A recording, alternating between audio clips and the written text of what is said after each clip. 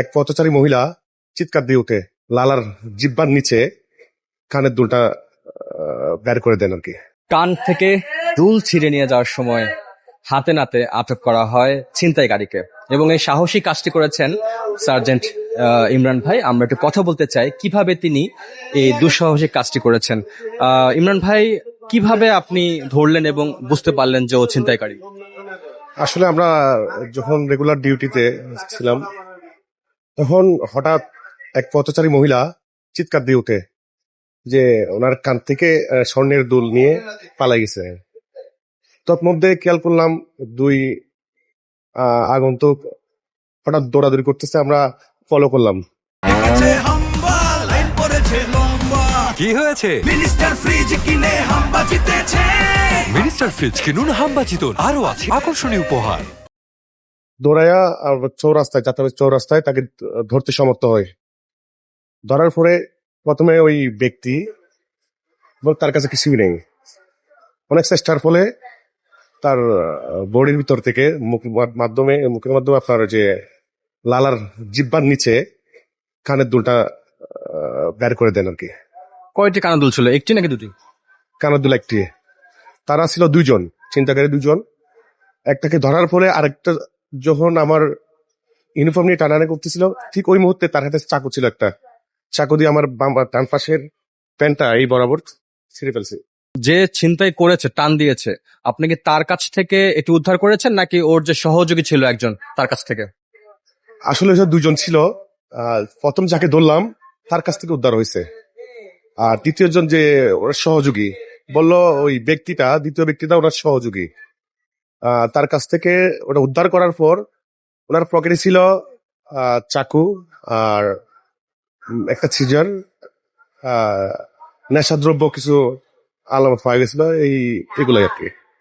এরপরে আসলে পদক্ষেপটা কি হয়? আপনারা যখন ধরেন, আপনি তো এখন ট্রাফিকের দায়িত্ব পালন করছেন, আপনি দেখেছেন যে একটা পথচারী সে বিপদে পড়েছে, আপনি উদ্ধার করেছেন সেটি। এই উদ্ধার করার পর যখন আপনারা এই ছিনতাইকারীকে আটক করলেন, আটক করার পর আসলে পরবর্তী প্রসিডিউরটা কি হয়? দেখেন, ওই সময় তো আসলে উত্তেজিত জনতা অনেকভাবে তাকে মারার জন্য আসলো। আমরা কিন্তু যখন আমাদের হেফাজতে নিয়ে যায়, তখন আমরা যাতে তার উপর কোনো আঘাত না লাগে, আইনানুগভাবে যেটা হয় সেটা আইনানুগ প্রক্রিয়া হবে।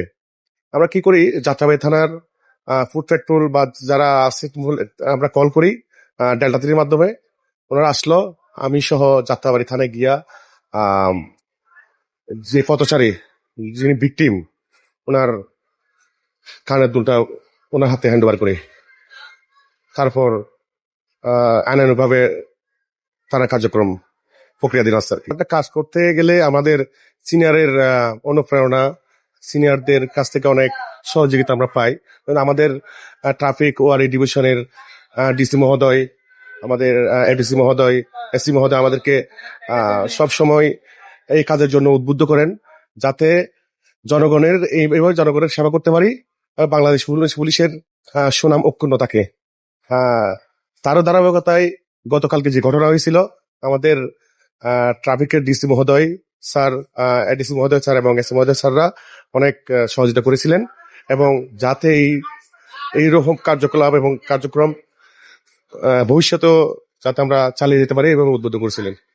এবং আমাদের কমিশনার মহোদয় অবগত আছেন, এবং আমরা এই সমস্ত কাজের জন্য আমাদেরকে রিওয়ার্ড প্রদান করছিলেন। মানে এই যে ঘটনাগুলো হচ্ছে, ছিনতাই যে হচ্ছে বিভিন্ন সময় বিভিন্ন জায়গাতে, এর নেপথ্যে আসলে একজন পুলিশ কর্মকর্তা হিসেবে আপনার কি মনে হয়?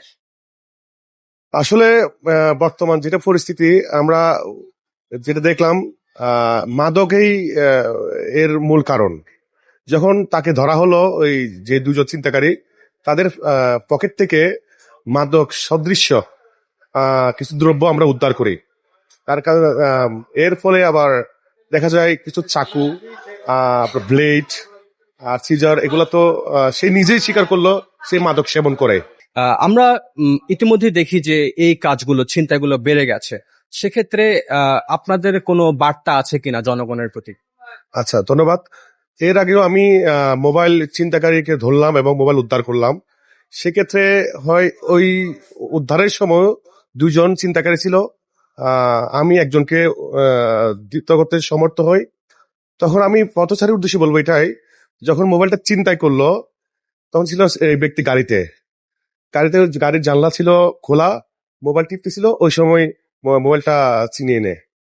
এবং গতকালকে যে ঘটনা, এই যে এক মহিলার কাছ থেকে আপনার কানের দুল নিয়ে নিল, পথচারী আসলে দেখতে হবে যে আপনার সচেতনতা ভাবে নিজেকে রাখতে হবে।